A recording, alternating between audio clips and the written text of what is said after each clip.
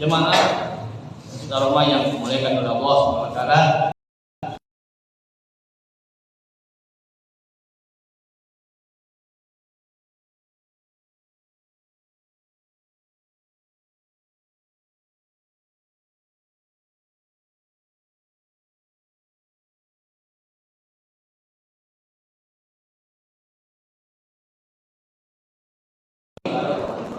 Kepada jadi pakai ini.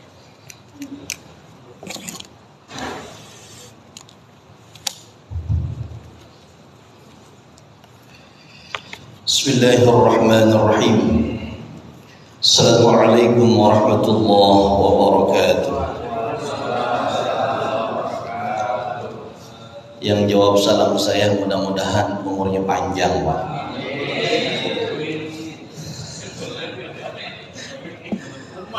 MC-nya udah semangat, masa kita loyo, Pak? Masya Allah. Semangat, Pak. Mudah-mudahan kalau orang yang semangat ngaji kemudian loyo, Pak, kalah sama orang-orang pelaku dosa yang begitu semangatnya mereka bayar-bayar untuk melakukan dosa. Ini gratis, masa kita nggak semangat, Pak? Semangat apa kagak, Pak? Yang paling depan semangat, teman-teman. Assalamualaikum warahmatullahi wabarakatuh.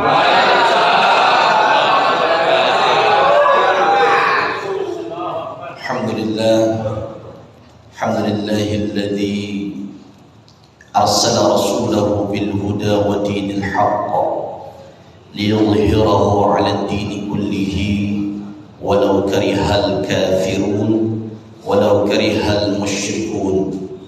Asyhadu an la ilaha illallah wahdahu la syarika lah wa asyhadu anna sayyidana Muhammadan 'abduhu wa rasuluhu la nabiyya ba'dah.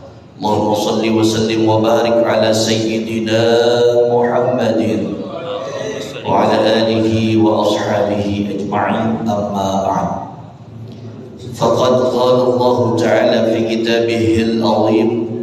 أعوذ بالله السميع العليم من الشيطان الرجيم. بسم الله الرحمن الرحيم. إنما المؤمنون إخوة فأصلحوا بين أخويكم واتقوا الله لعلكم ترحمون. Ayat Sadaqallahul Aliyyul Azim. Saudaraku sekalian, jamaah salat maghrib Masjid Jami' Ar-Rahmah yang dimuliakan oleh Allah Subhanahu wa taala.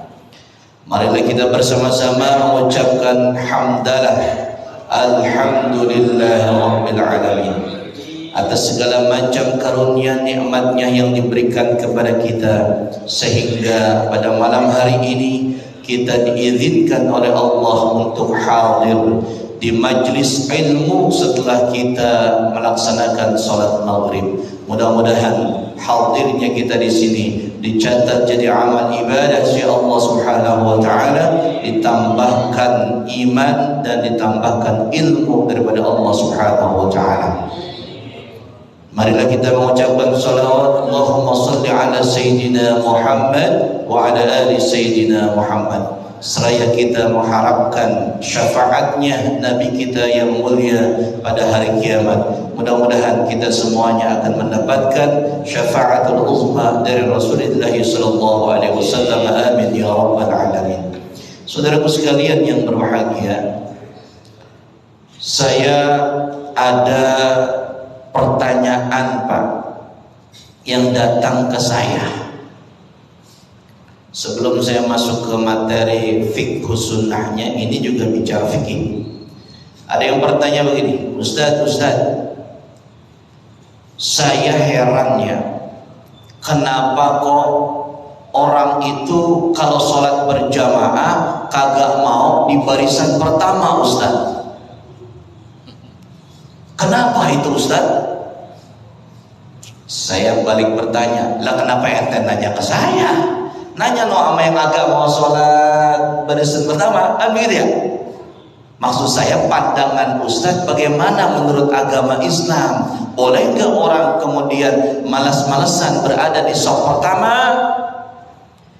Di dalam satu kitab namanya kitab Mabadi'ul Awwaliyah atau kitab usul fikih, di sana ada satu kaidah begini, Pak. Kata kaidahnya adalah apa? Al-itharu bil ibadati mamnu'un wal itharu bi ghairil ibadah. Saya ulang lagi, Pak ya. Ulangan, Pak nih. Woi, ulangin, woi, dengerin ya. Al-itharu bil ibadah mamnu' wal itharu bi ghairil ibadah matlub. Ini kaidah ini sebenarnya sering Bapak dengar. Sekarang saya tanya, sering nggak Bapak dengar kaidah ini, Pak? Sering apa enggak? Woi, sering nggak? Nggak pernah? Kurang ngaji berarti kita, Pak. Ulama mendefinisikan sebagai jawaban pertanyaan saudara kita tadi, kenapa orang malas melaksanakan sholat berjamaah pada shaf pertama, bahkan dia datang lebih awal bukan berada pada shaf pertama, bahkan dia kadang-kadang ngedeketin tembok. Bener apa enggak, Pak? Kalau nggak di pojokan, terus tiang, mana tiang? Apakah benar begitu, Ustaz? Kagak benar, Pak. Yang benar sesuai kaidah itu. Makanya masalannya, percontohannya, contohnya adalah ternyata dalam kaidah itu maknanya orang kalau sholat di depan itu nggak boleh mengalah, harus kita berlomba-lomba di barisan depan. Nggak boleh, Pak. Kan itu al-ithar bil ibadah mamnu, mengalah ibadah dilarang, nggak boleh. Kalau perlu bapak yang datang terlambat maju ke depan, gitu. Jangan ini di depan, dia gue mundur dulu aja, namanya ke depan. Lah, ini orang gimana sih? Ada yang begitu sih? Ada nggak? Ada. Nggak boleh, Pak. Wal itharu bi ghairil ibadah matlub, dan mengalah dalam urusan selain ibadah itu dituntut, dianjurkan, bahkan diminta. Matlub itu ada yang mengartikan wajib, ada yang mengartikan dianjurkan. Matlub itu isim maf'ul dari kata tolaba, yatlubu, utlub, fahuwa talibun wadhaka matlubun. Utlub la tatlub, matlabun mitlabun. Sampai sini paham, Pak? Belum ya. Itu tasrifnya, Pak. Jadi kalau kita mengalah dalam urusan selain ibadah itu wajib, Pak. Dituntut, dianjurkan. Ustaz, saya nggak punya mobil, tetangga saya punya mobil. Kira-kira kita senang nggak, Pak, tetangga punya mobil baru, Pak? Senang. Tapi kalau orang yang kagak mau ngalah, Pak, senang apa sewot, Pak? Sewot. Urusan dunia ngalah-ngalah bagian. Kalau urusan dunia ngelihatnya ke bawah. Kemana ngelihatnya? Kalau urusan ibadah ngelihatnya ke atas. Ini panjang, Pak, nih ngebahas ini tuh panjang aja. Tuh, Pak. Lalu ada hadis Rasulullah SAW di dalam satu kitab namanya kitab Uqudul Lujain. Di sana ada satu hadis Rasulullah SAW. Kitab ini dikarang oleh Indonesia, Pak, orang Indonesia. Orang Indonesia pintar-pintar, Pak, ngarang kitab. Kitabnya bukan bahasa Indonesia, bukan bahasa Jawa, tapi kitabnya bahasa Arab. Siapa? Syekh Nawawi Al-Bantani. Beliau menulis kitab namanya Uqudul Lujain, dan kemudian di dalam kitab tersebut beliau menukil satu hadis Rasulullah SAW kata Nabi, khairu sufufir rijali awwalu. Kata Nabi sallallahu alaihi wasallam, sebaik-baik barisan salatnya laki-laki barisan yang paling pertama. Jadi Bapak kalau mau salatnya paling baik, Pak, salatnya di baris pertama. Tapi yang salat di baris pertama juga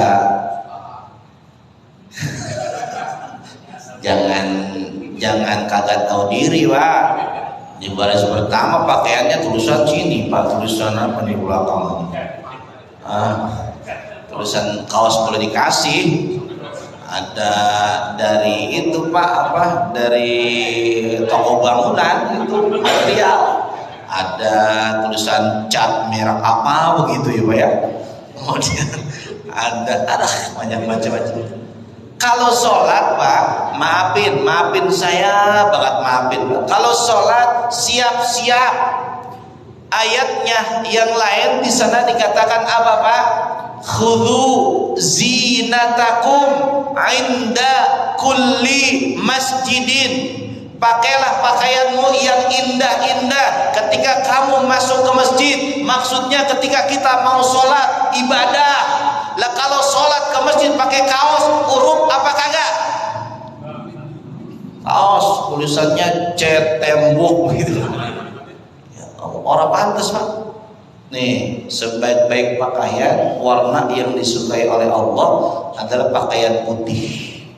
Makanya kalau Pak Haji Sujadi kayaknya nggak pernah lepas dari pakaian putih. Saya ngeliat beliau ke sana sini putih lagi. Pak Haji itu berapa setel bajunya? Subhanallah. Kalau saya kan bajunya gonta-ganti ya, ketahuan kan gitu. Kalau Pak Haji ini masya Allah pakaian serba putih. Mudah-mudahan orang-orang yang kemudian menggunakan pakaian putih yang dicintai oleh Allah, insya Allah menjadi hamba yang jelas-jelas sangat dicintai oleh Allah Subhanahu wa Ta'ala. Amin. Nah, ini kita lanjut ke tadi ya. Ustadznya nggak pakai baju. Kan tadi udah saya bilang, saya mau gonta ganti. Pakai diprotes lagi kita. Warna enggak, saya nyampein yang sebenarnya, Pak. Maka saya nggak tutup-tutupin. Nggak boleh kita menutup-nutupi kebenaran, kan begitu ya? Warna yang dicintai oleh Allah putih. Warna yang dicintai oleh Rasulullah hijau. Hijau, Pak. Apa? Hijau. Saya pakai hijau, Pak. Bisa, Pak. Lah emang begitu, Pak. Makanya kalau misalkan kita sekarang, Pak, mau misalkan ngikutin apa yang dilakukan oleh Nabi, step by step, Pak. Nggak bisa kita langsung kita 100% ikutin Nabi, Pak. Tapi dengan perlahan, insya Allah nanti kita full bisa mengikuti Rasulullah SAW di dalam seluruh kehidupan kita semuanya. Amin ya Rabbal. Kadang-kadang masalahnya ada orang yang pengen ngikutin Nabi 100%, Pak, cuma sehari doang, Pak. Sholat sunnah, kerjain semua, Pak. Sholat duha 12 rakaat, satu hari itu. Kemudian sholat rawatibnya, johor, qabliyah 4 rakaat, johor, ba'diyah 4 rakaat, kemudian asar, qabliyah 4 rakaat, kemudian maghrib, qabliyah. Dia terus kerjain semuanya. Pak, besok-besoknya sakit tuh orang, Pak. Makanya kalau misalkan kita bertakwa sama Allah, jangan lihat jumlahnya, tapi lihat amal kualitasnya. Paham, Pak? Kualitas. Buat apa, Pak? Sholatnya banyak tetapi kagak khusyuk. Ada di dalam satu ayat Allah dalam surah Al-Baqarah ayat 40-an, Pak. Di sana dikatakan begitu, Pak. Wasta'inu bis-sabri was-salati wa innaha lakabiratun illa 'alal khashiyin. Kata Allah Subhanahu wa taala, berlindunglah kamu, meminta tolonglah kamu kepada Allah Subhanahu wa taala dengan sabar dan melaksanakan salat. Dan orang yang melaksanakan salat dalam keadaan khusyuk itu berat, Pak. Berat. saking sangat beratnya, kayaknya sih kalau disurvei setiap jamaah sholat kita susah dibilang khusyuk. Coba ketika takbiratul ihram, apakah Bapak ingatnya hanya Allah? Belum tentu. Allahu Akbar. Motor udah kunci apa belum ya? Allahu Akbar. Aduh, imamnya lama nih bacaannya. Ada begitu, Pak? Apa definisi khusyuk, Pak? Definisi khusyuk itu adalah ayat berikutnya, Pak, dalam Al-Baqarah. Alladzina yazunnuna annahum mulaqu rabbihim wa annahum ilaihi raji'un. Kata Allah, orang yang khusyuk itu adalah orang yang dia menyangka nanti akan berjumpa dengan Allah Subhanahu wa taala. Nanti dia berjumpa dengan Allah, maka sholatnya harus Allah kita hadirkan di dalam hati kita dan kita nyatakan di dalam hadapan kita. Kadang-kadang kita sholat nggak begitu, Pak. Hati kemana, mulut kemana. Makanya kadang-kadang sholat kita agak kelar-kelar. Ngebaca surat agak habis-habis, Pak. Suratnya surat apa, Pak? Bukan Al-Kafirun, surat Al-Asri. Wal asri innal insana lafi khusrin. Terus apa, Pak? Illal ladzina amanu wa 'amilus sholihat. Terus apa? Wa tawah. Itu kagak kelar-kelar, Pak. Sampai Pak nyambung ke surat-surat yang lainnya. Ini mohon maaf karena kita kurang khusyuk. Makanya saya menghimbau dari majelis ini, ayo Pak, kita sok pertama penuhin dan kita kemudian niatnya perbaiki. Insya Allah sholatnya dengan khusyuk. Yang kita ingat hanyalah di dalam hati, dalam mata, dalam kuping, dalam badan kita adalah siapa? Allah. Nah itu, Pak. Itu ada pertanyaan begitu, Pak. Kira-kira udah terjawab belum, Pak, pertanyaan jamaah saya begitu, Pak? Nah ya, baik. Nah, saudara sekalian yang berbahagia, ayo kita sekarang masuk ke fiqhus sunnah. Pada bulan yang lalu kita sampai kepada sholatul talib wal matlub, sholat orang yang mencari seseorang dan sholat orang yang dicari seseorang. Yang ngumpat lah bahasa sholatnya ya. Nah, saudara sekalian, maka sekarang kita akan ngebahas apa? Kita akan ngebahas lanjutan babnya, yaitu adalah apa? Sholatus safari, sholat dalam keadaan sebagai seorang musafir. Nah ini, Pak, yang sering ditanyakan oleh jemaah kita. Saya yakin, Pak, nanti banyak yang bertanya gitu. Saya yakin ya. Saya yakin sekali. Nah jemaah sekalian yang berbahagia, muallif kitab ini ingin menjelaskan beberapa, Pak. Ingin menjelaskan beberapa hukum terkait tentang sholat safar atau sholat hendak di perjalanan. Apa yang pertama? Di sini dikatakan sholatus safari laha ahkamun nadhkuruha fima yali.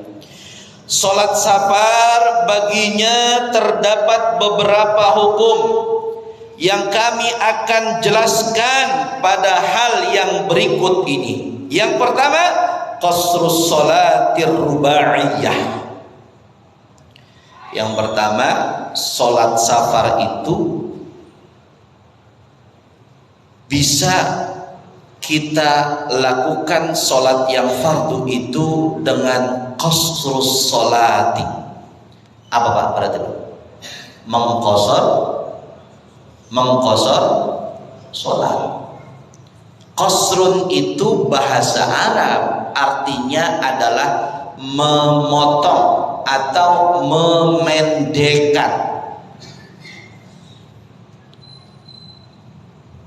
Kalau misalkan rubaiyah itu berarti adalah sholat yang terdiri dari 4 rakaat. 4 rakaat. Jadi kita boleh mengqasar sholat yang jumlah rakaatnya 4 rakaat. Qala Allah Ta'ala wa idza darabtum fil ardi falaysa 'alaykum junahun an taqsuru minas salati in khiftum ay yaftinakumul ladzina kafaru. Al-ayah. Ini dasar atau dalil dari kita bisa melaksanakan qashar salat yang 4 rakaat. Ini ayatnya ini.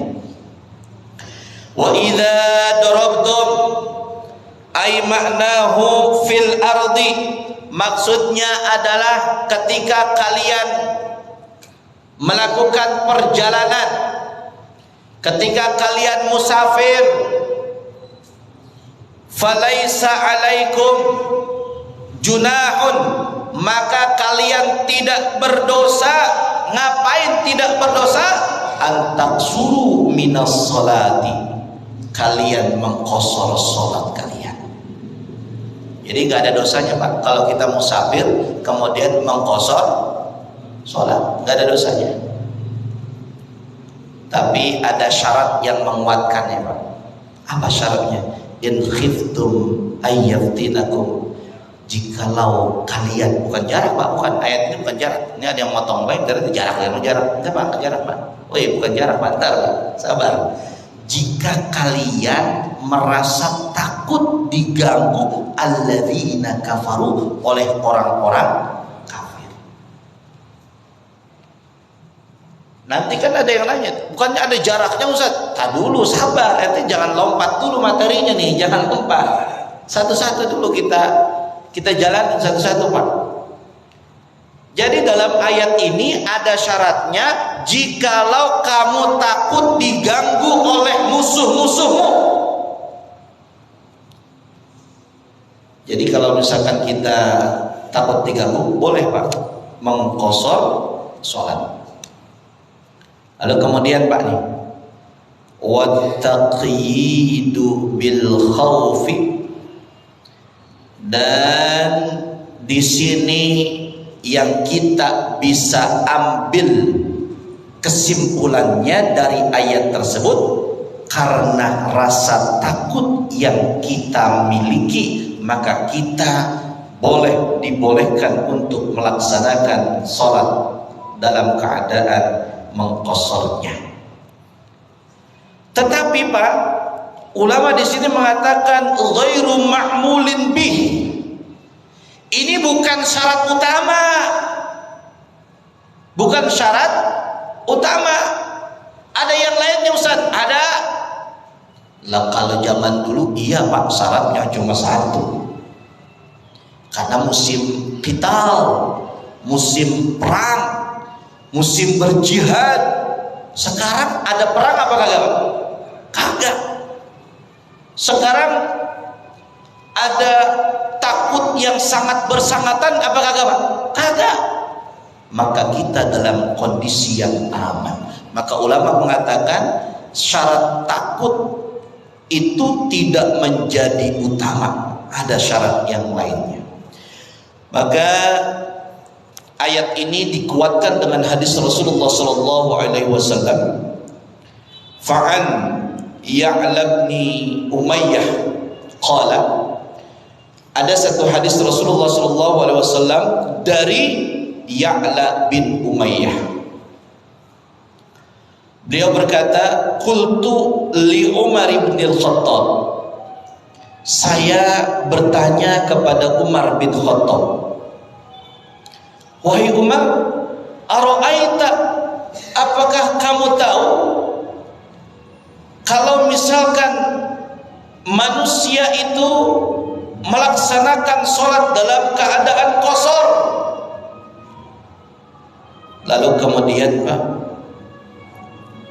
sedangkan Allah itu hanya mewajibkan kita kalau mengqashar sholat itu dalam keadaan takut. Sedangkan kita hari ini kagak ada ketakutan, kok ada yang melaksanakan qashar? Kenapa ya?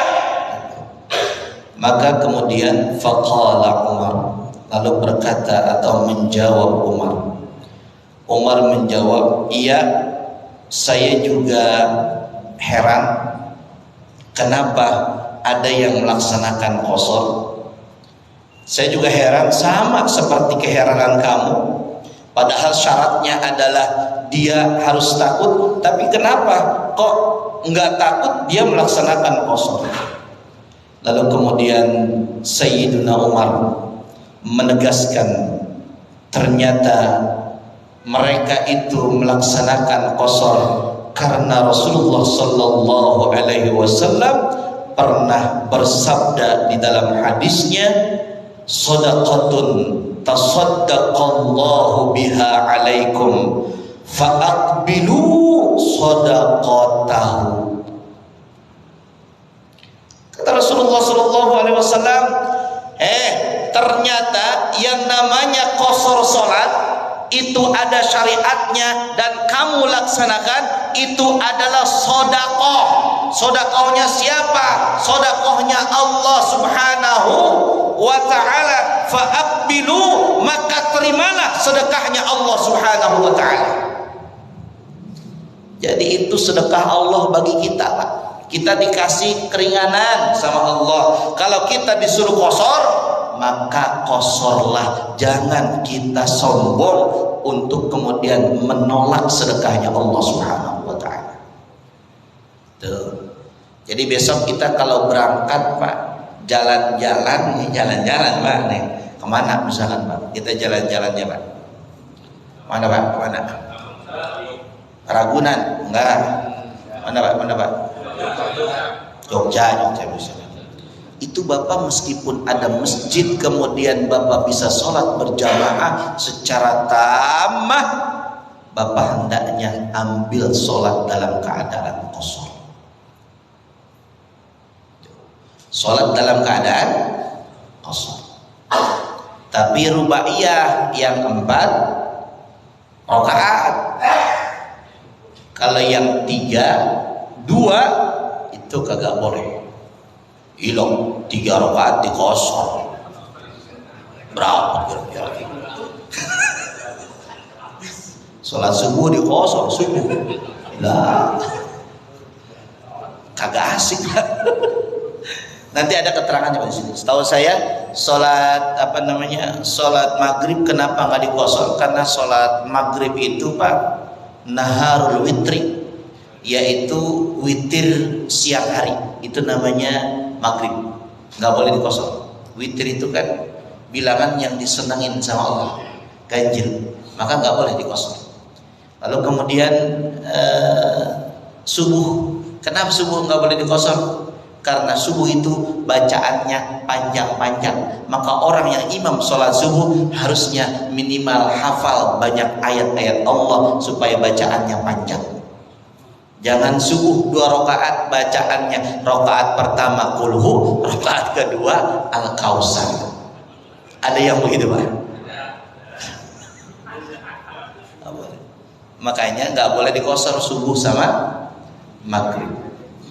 Nah, jamaah sekalian yang berbahagia,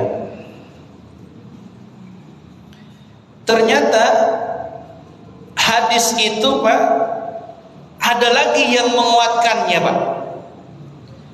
Yang dikeluarkan hadis itu, yang diriwayatkan hadis itu oleh Ibnu Jarir daripada Abi atau Abu Munib Al-Jarshi annahu qila, kemudian dikatakan libni bagi Ibnu Umar, firman Allah Subhanahu wa taala, sama firmannya tadi dibacakan, wa idza darabtum fil ardi, manakala kamu berpergian, manakala kamu bermusafir, maka katanya fanahnu aminu, kami ini dalam keadaan yang aman, kami kagak takut. Kenapa kami harus mengqasar sholat?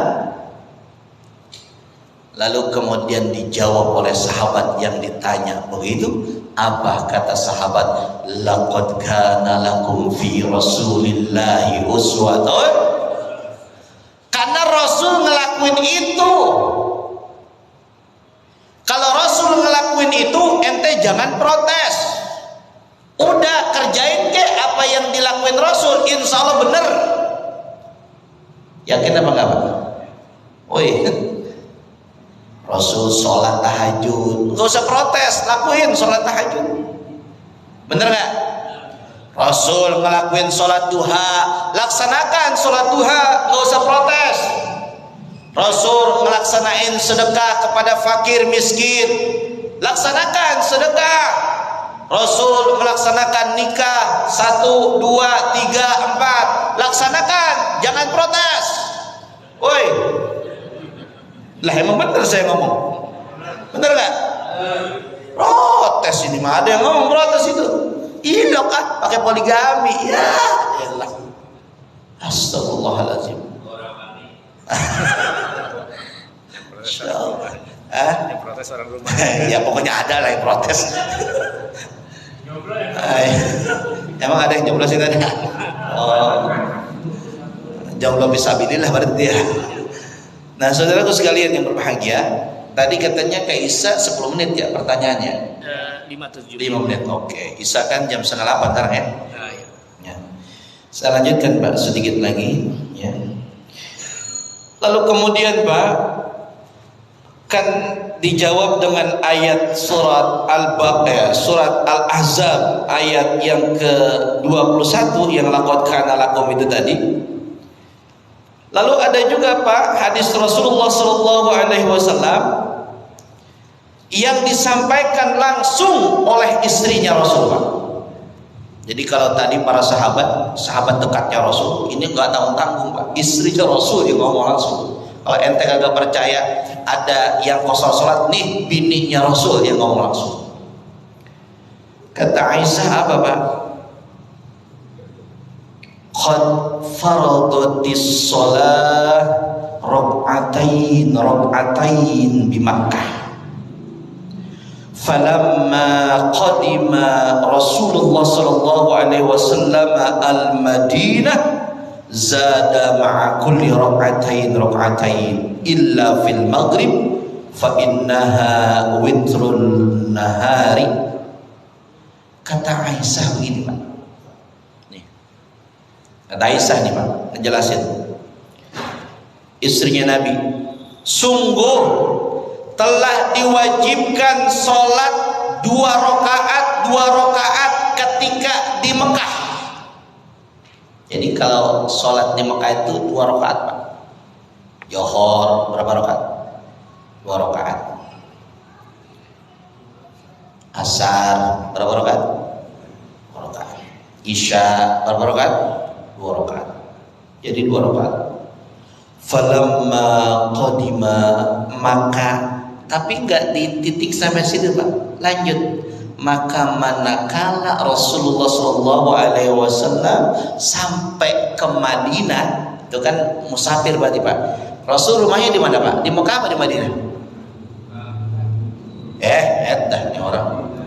Di Mekah apa di Madinah rumahnya Rasul? Madinah. Lahirnya Rasul di Mekah. Rumahnya di Madinah. Rasul berarti kalau ke Mekah musafir apa bukan? Musafir.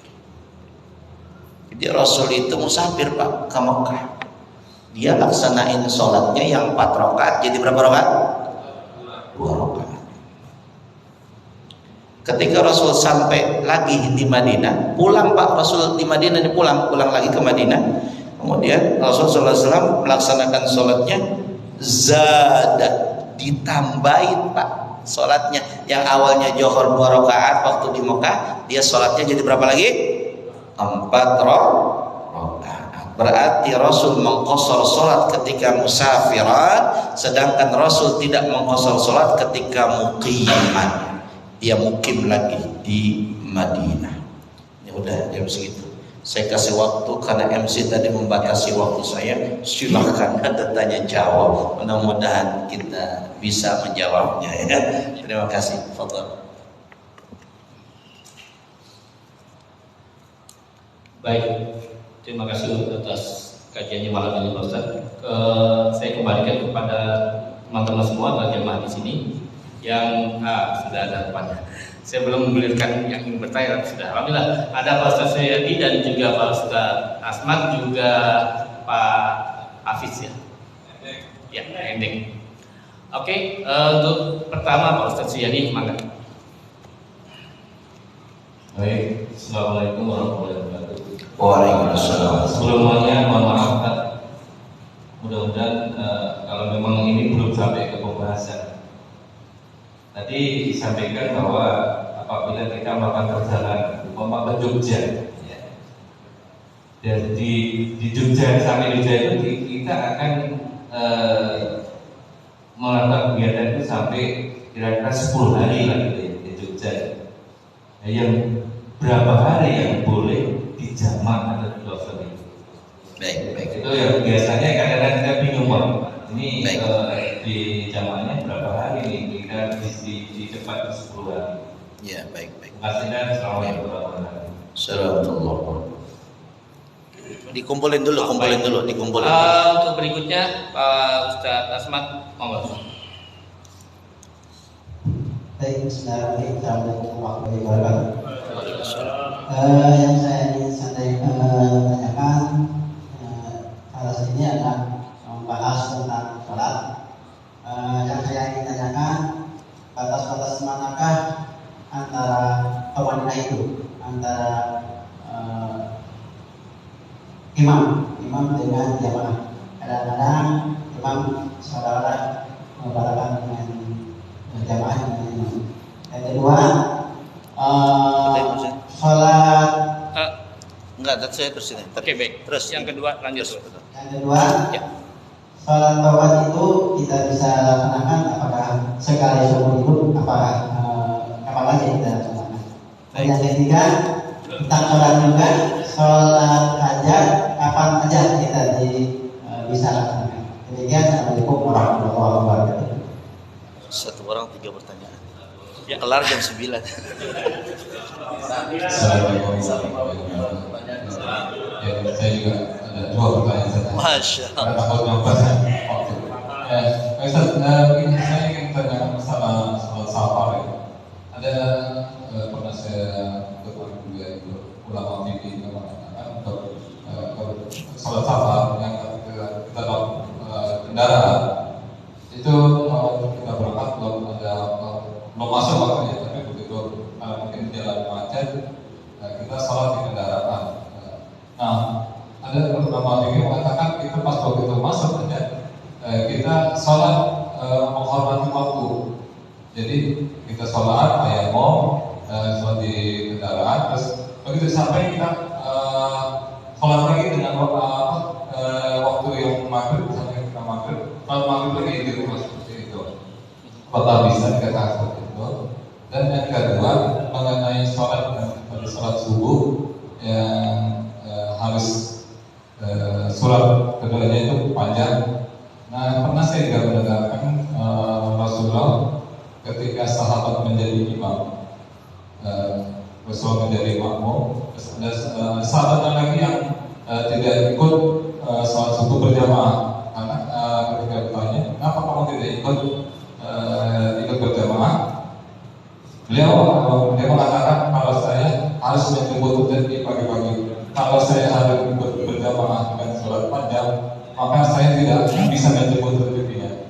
Akhirnya Rasulullah mengatakan, kau menegur imam tersebut, kalau subuh kalau begitu jangan terlalu panjang seperti itu. Pernah saya sudah dengar. Nah, itu bagaimana Pak Ustaz?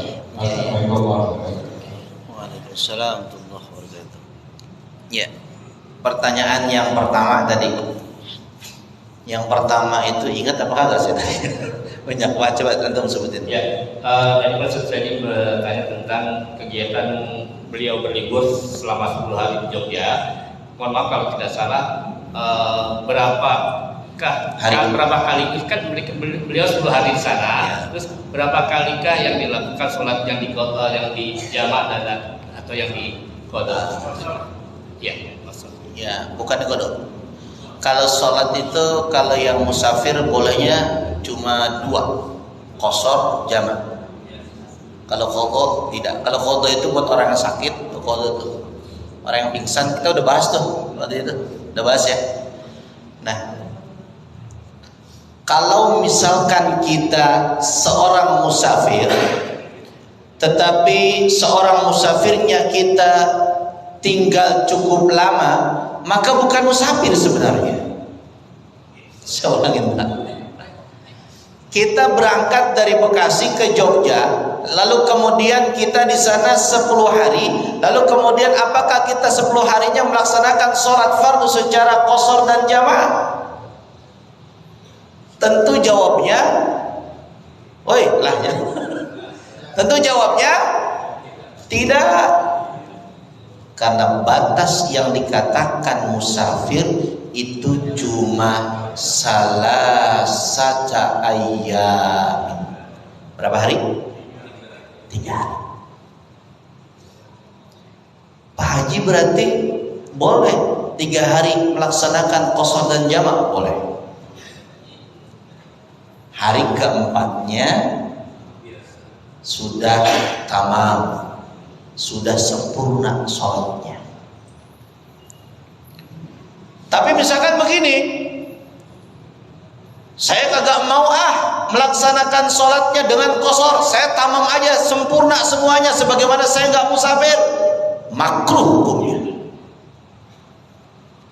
Apa hukumnya? Makruh. Nggak boleh Pak kita. Nah, dikasih kesempatan malah kagak mau. Bahkan Pak, ketika kita mau sholat nih, sholatnya sholat qashar, tapi kita bermakmum dengan orang yang sholat tamam, sholat sempurna, itu nggak boleh. Dihukumi makruh oleh ulama. Maka dianjurkan kita oleh ulama, kalau sholatnya kita qashar, sholatnya kita jamaah, sholatlah cari yang berjamaah secara qashar dan jamaah. Atau kalau kagak, kita melaksanakan qashar jamaah secara munfarid, secara sendirian. Karena perintah qashar, perintah jamaah ini adalah wajib. Apa perintahnya?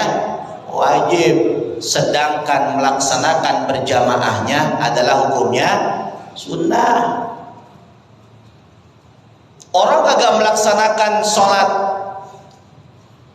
itu dosa, tapi kalau kagak melaksanakan berjamaah kagak dosa. Tapi ingat, kalau kita tidak melaksanakan berjamaah, kita nggak ngikutin Nabi. Nah ini masalahnya. Artinya, akhirnya kesimpulannya, sholat itu wajib dilaksanakan, tetapi lebih bagus dilaksanakan secara berjamaah di awal waktu. Kadang-kadang ada orang Pak melaksanakan jamaah kagak di awal waktu, karena masjidnya penuh, dan ntar kita shift kedua, nah gitu. Ada Pak sholat Jumat pakai 2 shift Pak waktu itu, waktu zaman Covid ada yang saya ingat banget gitu. Ada nggak yang begitu Pak? Boleh nggak begitu kira-kira Pak? Nggak boleh Pak. Itu mazhab siapa tuh Pak? Kalau gitu Pak, Syafi'i, Malikiyah, Hanafi, Hambali, apa mazhab WHO tuh Pak? Nah itu Pak bahaya. Jadi insya Allah Pak Haji batasnya 3 hari. Selebihnya Pak Haji tamam sholatnya sempurna, jangan dikurang-kurangin. Nah itu saja. Lanjut pertanyaan berikutnya. Ya, pertanyaan kita dari Pak Ustaz Asmat bertanya tentang batas antara imam dan makmum.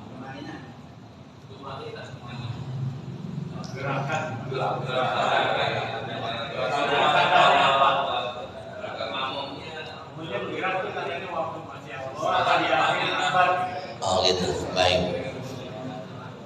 Seyogianya Pak, kalau makmum itu, kalau menurut bahasa makmum nih Pak ya, makmum itu adalah apa namanya, yang mengikuti imam. Saya ulangin Pak, kan ada imam, ada makmum. Jadi kalau bahasa saja kita bisa memahami, ngikutin imam itu nggak boleh ngeduluin imam. Allahu Akbar baru dah makmum Allahu Akbar. Enggak, imam Allah, imam Allah, lah nggak boleh. Selesain dulu, baru kemudian diikuti oleh makmum. Nah, berapa jedahnya? Kan kadang-kadang makmum ada yang terlambat Pak bangunnya. Iya nggak Pak? Apalagi kalau lagi sujud itu berlama-lama. Masya Allah, nggak boleh Pak kita. Kemudian mohon maaf ya, terlalu jaraknya jauh dengan gerakan imam, nggak boleh Pak. Itu sama halnya nanti yukhaliful imam, menyelisihi imam. Imam sudah sujud kedua, dia masih aja sujud ke satu. Ada yang begitu Pak jamaah? Ada nggak? Ini kudu pakai ilmu, memang susah juga. Itu sholat jamaahnya bisa batal Pak, bisa batal. Nggak dapat pahala jamaah. Makanya yang paling bijak itu imamnya jangan lama-lama, jangan cepat-cepat, sedang-sedang aja. Kalau lama-lama sujudnya karpetnya kotor, enak jadinya. Kan gitu Pak, iya nggak? Kecepatan juga asam urat kambuh, kan gitu Pak ya. Belum kelar ruku sebentar, langsung bangun lagi, tidak langsung sujud, masya Allah. Maka sholat yang paling benar adalah sholat yang tumakninah. Rukun sholat ada berapa Pak? Ada berapa? 13 apa 14? Oi.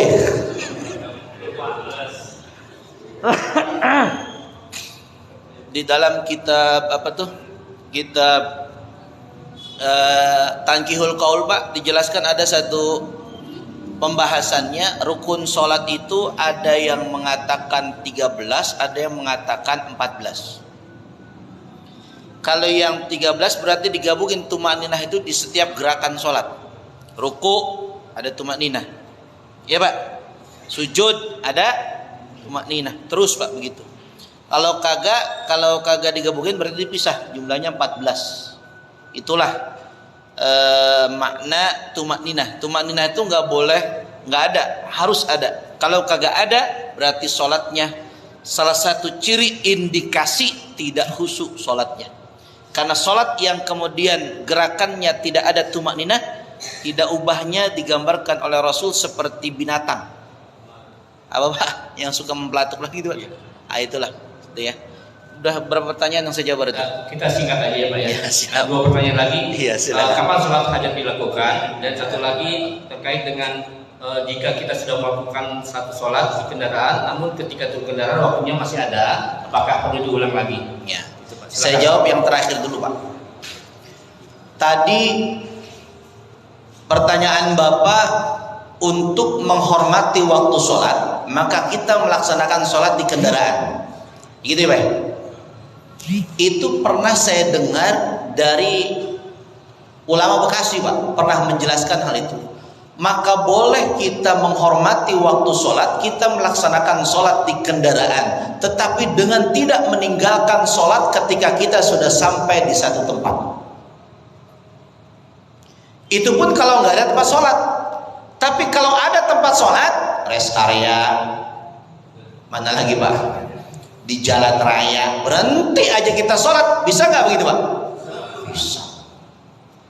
Jadi kalau sholat fardu itu Pak memungkinkan, dianjurkan banget kita untuk berhenti dan laksanakan sholatnya. Makanya ada istilah keringanan rukhsah qashar dan jamak sholat.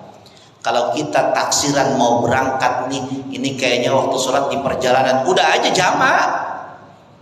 Benar apa enggak Pak? Udah aja jamak qashar.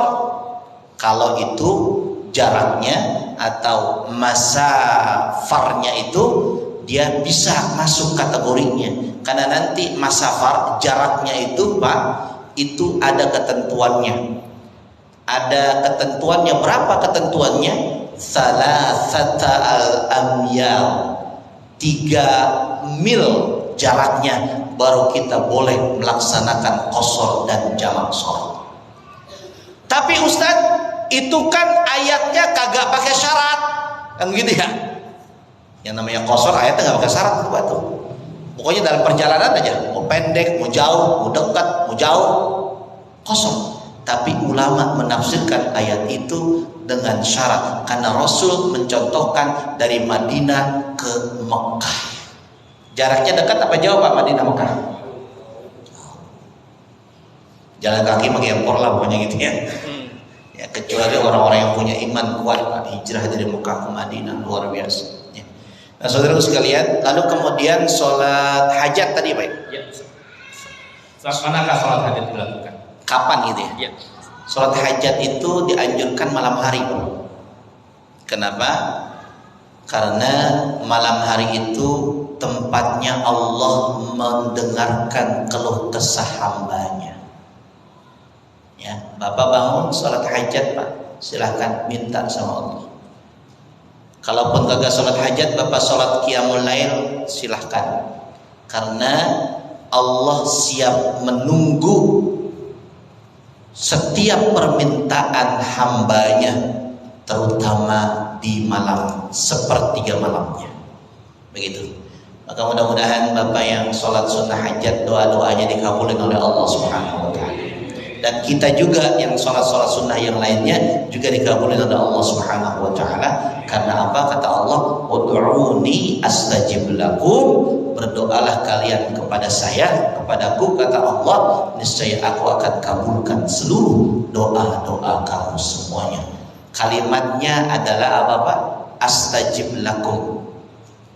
Maksudnya segera dikabulkan sama Allah SWT, segera dikabulkan oleh Allah, nggak ditunda Pak, segera. Cuma segeranya bagi Allah sama kita kadang-kadang beda. Paham ini Pak? Segeranya bagi Allah yang terbaik bagi kita. Kita minta pengen jadi presiden, kalau doanya dikabulin semuanya, berapa Pak orang yang jadi presiden di Indonesia? Banyak apa sedikit? Banyak. Maka sesuai kemampuannya dikasih sama Allah. Nah, itu saja mungkin yang dapat saya jawab. Mudah-mudahan tidak puas, kita bisa nanti diskusi dan kita bisa cari tambahan-tambahan lagi tentang pertanyaan-pertanyaan tersebut jawabannya. Amin. Terima kasih. Allahu a'lam. Terima kasih Pak Ustaz. Mohon maaf buat pertanyaan yang belum dijawab pertanyaannya. Mudah-mudahan nanti bisa bertanya usai sholat. Para jamaah yang saya hormati, demikian kajian kita malam ini. Untuk itu kita tutup kajian kita dengan doa kafaratul majelis. Subhanallah wa bihamdika, asyhadu an la ilaha illa anta, astaghfiruka wa atubu ilaik. Assalamualaikum